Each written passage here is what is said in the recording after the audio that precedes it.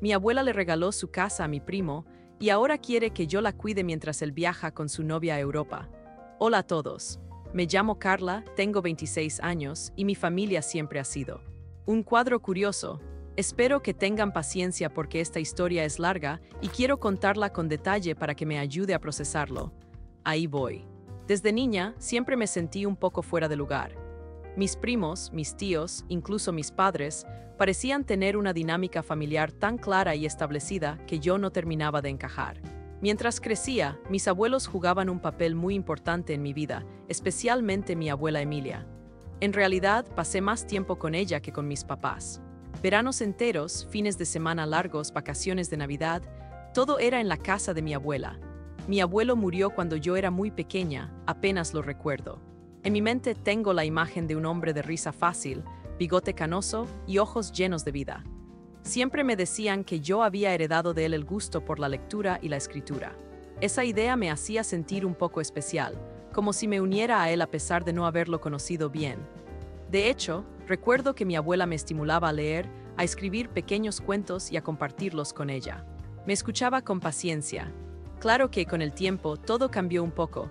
Por otro lado estaba mi primo Mauricio. Él tiene mi misma edad, bueno, un par de meses más que yo, pero crecimos prácticamente como hermanos. Cuando entramos a primaria, íbamos en la misma escuela. Nuestros padres, su mamá es la hermana mayor de mi papá, se coordinaban para que la abuela nos cuidara después de clases. Así él y yo merendábamos juntos, hacíamos la tarea en la misma mesa, y en los veranos, corríamos por el jardín como dos cachorros sin preocupaciones. Conforme avanzamos en la adolescencia, Mauricio desarrolló una personalidad muy extrovertida, carismática y un poco oportunista. Nunca fue mal tipo, pero le encantaba ser el centro de atención. En las reuniones familiares era el que hacía chistes, el que traía la guitarra para cantar alguna canción, el que se ponía al frente de cualquier actividad. Por su parte, yo era la tímida que prefería leer en un rincón o meterme a la cocina a hablar con mi abuela de las recetas, en vez de sumarme al escándalo. Y ahí comenzó el primer distanciamiento. Mi abuela Emilia es una mujer fuerte, de carácter duro, con un sentido de la familia muy arraigado, pero también con cierta tendencia a premiar a quien esté cerca de ella. Eso se notaba cuando nos regalaba algo o cuando nos felicitaba. Mauricio siempre recibía la mayor atención. Él, de algún modo, se quedaba en su órbita más inmediata. Vivía en la misma ciudad, la visitaba con frecuencia, le hacía mandados, y mi abuela se lo retribuía con creces. No culpo a Mauricio por ello. Al final, cada uno hace su vida donde mejor puede, pero inevitablemente, eso me hizo sentir que existía un favoritismo claro. Yo crecí siendo la nieta que sacaba buenas notas y se metía en libros raros. Estudié letras en la universidad, pero me costó mucho encontrar un trabajo estable en mi área. Terminando la carrera, pasé por varios intentos de proyecto. Blogs literarios que no prosperaron, prácticas en editoriales que no me ofrecieron puesto fijo, un empleo temporal corrigiendo textos para un periodista local. Al final, hace un par de años me acomodé como asistente en una librería. Es solo medio tiempo, pero al menos me mantengo en contacto con libros y personas que comparten mi afición. Eso sí, siento que mi familia me ve como la típica, licenciada en letras que no hace nada práctico. Y es incómodo, porque uno trata de no tomárselo personal, pero a veces duele. Mi abuela siempre hizo comentarios ambiguos sobre mi vida. ¿Y por qué no estudiaste algo que te diera más estabilidad? Podrías haber sido maestra de literatura, ya probaste ser periodista.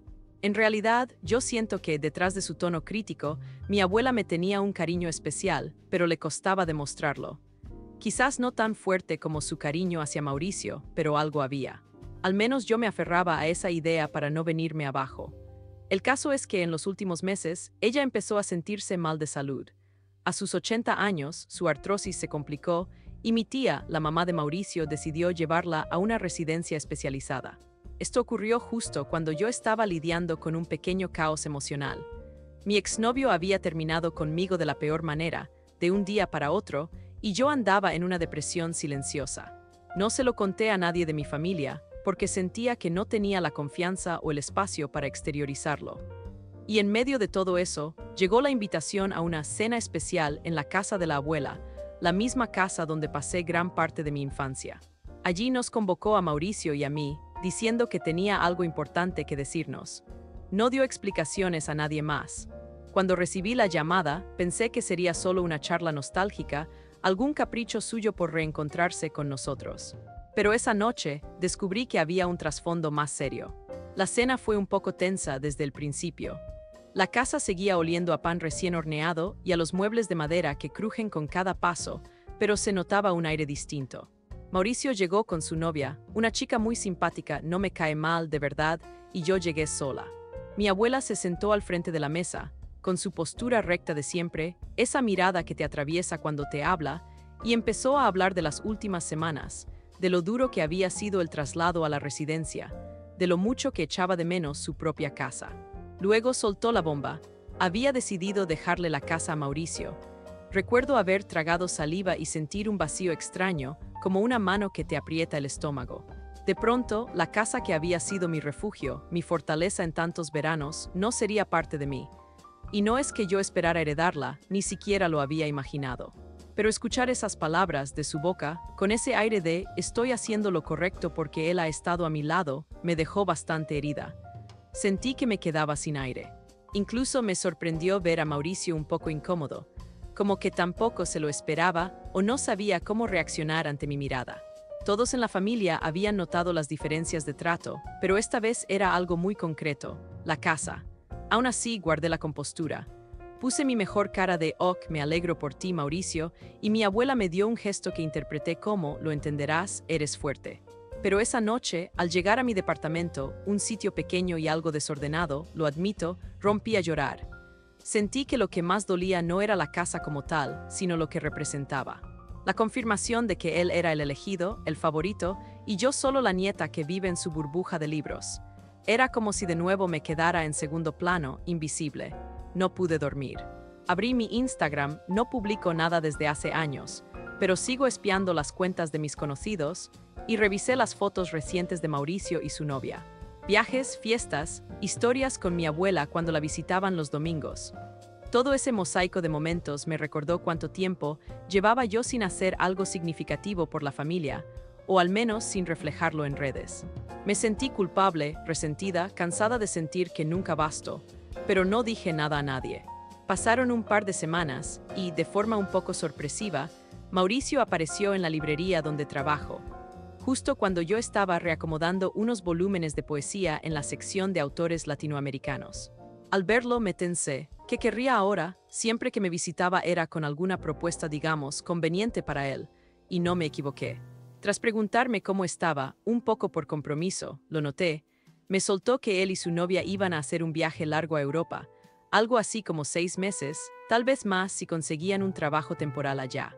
Y claro, necesitaba a alguien que cuidara la casa de la abuela. La casa que, recordemos, ahora era suya. Me habló de confianza, de que él pensaba en mí porque, al ser de la familia, pues entendería mejor el valor de la casa. Que se sentiría más tranquilo de dejarla en manos de alguien que la quisiera y no de algún desconocido. Casi me reí en su cara. De veras me estaba pidiendo eso. Quería que hiciera de niñera de la casa que acababa de recibir como premio, pero mi forma de ser, esa necesidad de aprobación, me bloqueó. Fingí que lo pensaría. No le dije que no. Volví a casa esa noche hecha un mar de dudas. Por un lado, sentía rabia. ¿Cómo se atrevía a pedirme que la cuidara, con todo el resentimiento que yo tenía en mi interior? ¿Acaso no se daba cuenta de lo doloroso que era para mí esa situación? Pero, por otro lado, algo dentro de mí quería estar en esa casa, reconectarme con mis recuerdos, con mi infancia. Además, se me ocurrió que, teniendo acceso directo a ese espacio, podría pasar más tiempo con mi abuela, llevarle algunas cosas que necesitara. Quizá había algo de tonta esperanza en mi mente. Tal vez así ella vería que yo también podía ocupar un lugar especial en su vida. Sí, es patético, pero lo pensé. Al final acepté. Mauricio me dio un juego de llaves, me explicó que él pagaría los gastos mayores, pero que yo debía encargarme de las cosas diarias. Limpiar, ventilar, regar las plantas, recibir la correspondencia, vigilar que todo estuviera bien. También me pidió que revisara periódicamente las cuentas de servicios para que no hubiera cortes de agua o luz. Me pasó algunos contactos de plomeros y electricistas por si surgía un problema. Habló y yo solo asentía, metida en mi propio torbellino de emociones contradictorias. Se fueron a los pocos días. El día que entré con mis pocas maletas a la casa, me inundó un olor a antiguo. algo así como madera con naftalina, mezclado con la fragancia de un rosal que mi abuela siempre tuvo en el jardín delantero. Cada paso que daba evocaba un recuerdo. La sala donde mi abuelo me contaba historias de su juventud, la cocina donde mi abuela me enseñó a hacer un pastel que jamás me salió bien, el pasillo donde Mauricio y yo correteábamos jugando a los superhéroes, todos esos momentos me golpearon de golpe, y tuve que sentarme un rato en el sofá para no romper en llanto. La casa era grande para una persona sola, pero extrañamente acogedora. Me instalé en la que había sido mi habitación de niña, que daba tal cual, con la cama individual y un armario de madera que crujía al abrirse. Mi abuela había dejado casi todo intacto, como si esperara que en algún momento regresáramos a habitarla. Así pasé mi primera noche, con una mezcla de nostalgia, tristeza y un leve consuelo de volver a un lugar que fue mío en algún momento. Los días siguientes me dediqué a limpiar y ordenar. Saqué el polvo de las habitaciones, revisé la despensa, totalmente vacía, fui al supermercado a comprar algunas cosas básicas. Me sorprendió descubrir cuánto polvo y telarañas se acumulan en una casa cuando no hay nadie viviendo en ella a diario. Me sumergí en esa tarea casi como un ritual, con la esperanza de purificar los rincones de algo que sentía oscuro. Mi resentimiento. En la radio de la cocina ponía música, usualmente Natalia Lafourcade o un poco de trova, y eso me acompañaba mientras barría, fregaba o sacudía. Conforme avanzaron los días, mi abuela empezó a llamarme con más frecuencia al celular. La primera vez que me llamó desde la residencia, sonaba alegre. «Hola, hija, me enteré de que estás cuidando mi casa. ¿Cómo va todo?» Me resultó un poco desconcertante su tono tan dulce, porque normalmente conmigo era más bien neutra o hasta un poco fría. Le conté que estaba bien, que no había mayores problemas, que iba a visitarla pronto para llevarle algunos dulces que le gustan. Ella pareció emocionarse por eso. Al colgar, me quedé con un nudo en la garganta. ¿Por qué ahora, de repente, me hablaba con tanto cariño? Era una sensación rara, como un calorcito en el pecho mezclado con desconfianza. Empecé a ir a la residencia a verla cada 2 o 3 días.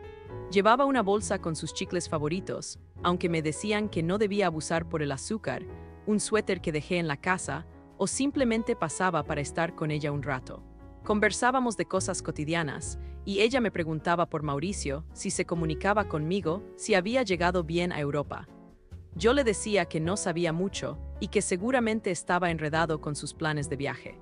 De pronto noté su voz un poco triste cuando comentó: «Mauricio me llama poco, tal vez está ocupado», y ahí sentí algo que me dolió. La idea de que, a lo mejor, Mauricio no la tenía tan presente como ella creía. No quise hacerle sentir mal, así que cambié de tema. Pero esa primera chispa de resentimiento contra mi primo se fue encendiendo más. Mientras tanto, la casa me revelaba pequeños tesoros. Una noche, subí al ático en busca de unas sábanas de repuesto y encontré una caja llena de recortes de periódico, cartas antiguas y fotos en blanco y negro. Reconocí la letra de mi abuelo en algunas cartas dirigidas a mi abuela. También encontré un documento un poco amarillento, con un membrete oficial.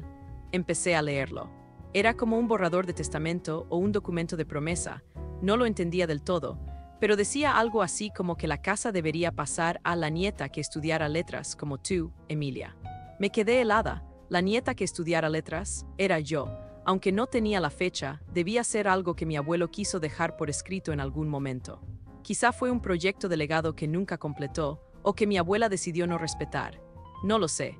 El caso es que ahí estaba la prueba de que, en algún momento, alguien en mi familia pensó en mí como heredera de la casa.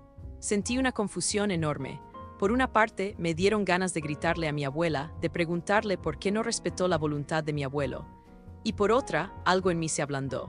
Tal vez mi abuela tenía sus razones, tal vez mi abuelo nunca formalizó ese documento, o mi abuela simplemente se dejó llevar por la proximidad de Mauricio. No soy abogada, ni entiendo bien cómo funcionan esas cosas legales. Guardé ese papel en una carpeta, sintiendo un fuerte peso en el pecho. Me pasé varios días sumida en esa revelación. En mis ratos libres, cuando no estaba trabajando en la librería, abría la carpeta y leía ese documento una y otra vez, como si de un texto literario se tratara, buscando subtextos, interpretaciones, la intención detrás de esas palabras. Me di cuenta de que me atormentaba la idea de que mi abuela hubiera decidido ignorar la promesa de mi abuelo. ¿Por qué habría hecho eso? Tan poca confianza tenía en mí. Tan poca importancia daba a la memoria de él, pero al mismo tiempo no me sentía con el valor de confrontarla. Era mayor, estaba en una residencia, con achaques de salud. Y en el fondo, seguía siendo esa mujer que me crió y que, de un modo u otro, me dio cariño. Además, me había dado un espacio para sentirme en casa nuevamente, aunque fuera a través de Mauricio. A veces me quedaba sola, sentada en la sala, recordando cuando ella me hacía chocolate caliente en las noches frías, y casi podía sentirla cerca, con el mismo olor a perfume floral que siempre usaba. ¿Cómo enfrentarla así? Mientras tanto, me encargaba de todo lo que ella necesitaba. Le llevaba las medicinas, hablaba con los médicos para saber de su evolución, revisaba sus análisis de sangre, de presión arterial. Me convertí, casi sin darme cuenta, en una especie de hija responsable que nunca había sido. Y a ella le encantaba, no lo negaba. Se le iluminaban los ojos cuando me veía llegar, y aunque algunas veces me soltaba reclamos como «No llegues tarde, Carlita», o «Me hubiera gustado que trajeras esa torta que tanto me gusta», en el fondo parecía contenta de que fuera yo y no otra persona. Fue en esa época cuando noté que Mauricio no volvía a llamar ni a escribir. Mi abuela lo intentó contactar varias veces, pero solo recibía mensajes de voz o respuestas vagas en el chat. Se notaba que él estaba en su onda con su novia, disfrutando de París, Italia o quién sabe dónde. Eso empezó a darme coraje. Claro que podía darse el gusto de viajar, es su vida, pero dejaba a la abuela prácticamente sola, salvo por mis visitas. Y yo no podía evitar pensar en esa injusticia. Él había heredado la casa y además se largaba a recorrer Europa. ¿Dónde quedaba mi abuela en todo esto?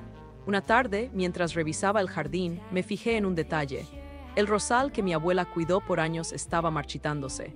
Me acerqué y descubrí que tenía bichitos y las ramas estaban secas. Era como una metáfora de lo que pasaba con mi familia. Algo que antes estaba vivo y radiante, ahora se moría por abandono. Me enojé tanto que me puse de rodillas a podar, a quitar hojas secas, a regar con cuidado. Al terminar, me quedé sentada en el suelo, con las manos sucias de tierra, sintiendo una rabia que no sabía contener. Quería hacer algo que me diera un sentido de justicia, pero no tenía idea de qué. Me sentía impotente. Fue durante esa noche que por fin me animé a llamar a Mauricio por videollamada. Estaba decidida a exigirle un poco de responsabilidad. Me respondió con mala cara, se veía cansado o quizá con resaca, no sé. Me dijo que las cosas en su viaje no iban muy bien, que estaba teniendo problemas con su novia o exnovia, no lo tenía claro, que pronto me avisaría de un posible regreso. No me dejó hablar mucho. El sonido era malo, cortado, y su actitud era distante. No pude ni contarle todo lo que estaba pasando con la abuela. Al final, antes de colgar, me soltó un «Tú tranquila, me avisas si hay algún problema en la casa, ¿vale?» Clic, me cortó la llamada. Me quedé mirando el teléfono con una mezcla de incredulidad y molestia. Otra vez, yo en segundo plano. Así pasaron unas semanas, en las que mi abuela y yo estrechamos la relación, aunque yo no dejaba de sentir ese rencor ahí, latente. Ella, por su parte, parecía más relajada, me decía, «Cuando salga de aquí, iremos a comer churros, a pasear, a ver tiendas». Yo asentía, fingiendo creer que ese momento llegaría pronto. Pero la verdad es que su estado era delicado, el doctor me había dicho que necesitaba muchos cuidados, y que no era recomendable que viviera sola. Eso reforzaba mi idea de quedarme en la casa, aunque fuera temporal, para asegurarme de que todo estuviera en orden. En esas, llegó un día que cambió todo. Mauricio regresó de improviso, sin avisar, con cara de pocos amigos. Apareció en la casa un domingo por la mañana, cuando yo estaba en la cocina preparando café. Lo vi entrar con su maleta y me sobresalté. Parecía enojado, frustrado, me soltó casi sin saludar, mi novia me dejó en Francia, se cansó de mí. Volví porque no tenía sentido quedarme allá. Lo escuché en silencio, sin saber si compadecerlo o sentirme contenta por su desgracia. Él dejó la maleta en el pasillo y recorrió la casa como si fuera un inspector. Me preguntó por qué había cambiado el orden de algunos muebles, por qué había movido unos adornos del salón. Le expliqué que lo hice para limpiar y que no me pareció que él tuviera problema, ya que ni siquiera estaba aquí. Entonces levantó la voz, exigiendo que esa era su casa y merecía que se respetaran sus cosas. Me hervía la sangre, pero aún así traté de mantener la calma. La discusión subió de tono en segundos. Él me reprochó que seguramente yo estaba disfrutando su mala racha, que me encantaba hacerme la víctima, pero que en el fondo estaba feliz porque sus planes no resultaron. Yo le solté todo lo que llevaba guardando, que él siempre había sido el favorito de la abuela, que había heredado la casa sin merecerlo y que encima se había marchado sin preocuparse por ella. Le dije que yo era la que la visitaba, la cuidaba, me ocupaba de todo mientras él paseaba por Europa. Él me llamó resentida, me dijo que siempre fui una inadaptada y que, de todos modos, la abuela le dejó la casa por algo. Porque él estaba al pendiente de sus necesidades, no por mis estupideces de estudiar letras. Fue ahí que exploté. Le grité que era un egoísta, que había descuidado a la abuela, que jamás movía un dedo si no era para su propio beneficio. Sentí que me temblaba la voz, pero no me callé. La pelea fue muy fuerte. Tanto que mi abuela, que estaba en la residencia, se enteró porque alguien le comentó que Mauricio había vuelto y que hubo gritos en la casa. Nos llamó para una videollamada urgente. Ahí estábamos los dos con cara de niños regañados mientras ella nos miraba desde la pantalla. Su voz sonó firme, ya me enteré de todo. No quiero que se peleen por la casa, he tomado una decisión y se las voy a comunicar. Se nos heló la sangre, ella prosiguió, he cambiado mi testamento. Mauricio abrió los ojos como platos y yo me quedé muda. Mi abuela continuó, sé que esto puede ser un shock, pero me he dado cuenta de que Carla sí se ha ocupado de mí. El amor no se hereda, se demuestra. Hubo un silencio tenso. Mauricio quiso decir algo, pero mi abuela levantó la mano para callarlo. Me di cuenta de que la voz de la abuela temblaba un poco cuando dijo, la casa es para quien la necesite, y eso lo decidirá el tiempo y la ley. Pero yo ya hice mis ajustes. Estoy cansada de tanta injusticia y de no verlos unidos. Han convertido algo bonito en una disputa. Esa no era mi intención. Terminó la llamada con un, nos veremos en persona cuando me sienta mejor. Mauricio se quedó pálido, recogió sus cosas y se fue de la casa sin decirme adiós. Yo me quedé parada en la sala, sintiendo una mezcla de alivio y culpa. Al día siguiente, recibí una notificación del notario, informándome que la abuela me había dejado, en su nuevo testamento, una cabaña en el sur. Era una propiedad pequeña, un lugar que ni siquiera sabía que existía, donde al parecer mi abuela vivió con mi abuelo en sus primeros años de casados. Junto con esa notificación había una carta de puño y letra de mi abuela. Querida Carla, esa casa de la ciudad que peleaste por heredar no siempre te traerá felicidad. Yo la hice para mi familia, pero no quiero que te aferres a ella como un trofeo de venganza. La cabaña es tuya porque sé que la necesitarás más que nadie. Está un poco descuidada, pero sé que sabrás convertirla en un hogar. Lo que he aprendido a mis 80 años es que las posesiones significan menos que el amor verdadero. Y si algún día esa casa se queda sin dueño, que sea para quien de veras la quiera cuidar con el corazón. Recibir ese regalo me costó asimilarlo. No era la casa grande y majestuosa en la ciudad, sino una cabaña más sencilla, probablemente aislada, pero que encarnaba la historia de mis abuelos. Empecé a sentir una especie de paz, como si por fin mi abuela me reconociera por lo que soy, no por lo que la familia quiso que fuera. Hablé con ella más tarde, y me confesó que sentía haber sido injusta, que siempre me exigía de forma encubierta que me pareciera a Mauricio, cuando en realidad cada uno es distinto. Nos emocionamos hablando de la cabaña, de cómo mi abuelo siempre la quiso arreglar y ponerle un techo de tejas rojas. Ella me dijo, no lo hicimos en su momento, pero tal vez tú puedas, Carlita. Y sentí que por fin, después de tantos años, me veía de verdad. Mauricio, por su parte, no volvió a comunicarse conmigo.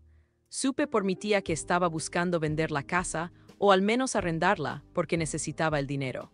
No sé en qué acabará todo eso, y la verdad, ya no me interesa tanto. Tal vez es la primera vez en mi vida que estoy en paz con soltar algo y quedarme con lo que la abuela me regaló. Una oportunidad de reconstruir ese legado y de empezar mi propia historia, lejos del favoritismo o de las dinámicas familiares tóxicas. ¿Saben qué es lo más curioso? Al final no me importó tanto la casa en sí, sino la sensación de que mi abuela, tarde pero segura, rectificó un poco su error. Sé que no es la venganza perfecta, ni es un acto de justicia absoluta, pero sí es algo.